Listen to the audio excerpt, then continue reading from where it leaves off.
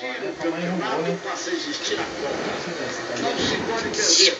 O empate também não é permitido. Em caso de empate no final de 90 minutos, teremos prorrogação. Ninguém quer que se defina nos 90 minutos.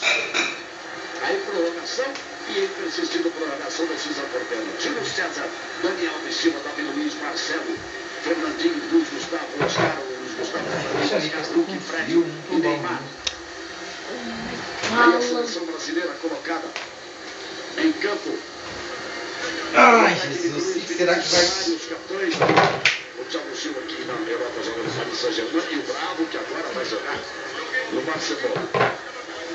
O árbitro Howard Webb, que apitou a última final de Copa do Mundo, apitou também o confronto de Brasil e Chile no mesmo dia 28 de julho, há exatos 4 anos, na África do Sul.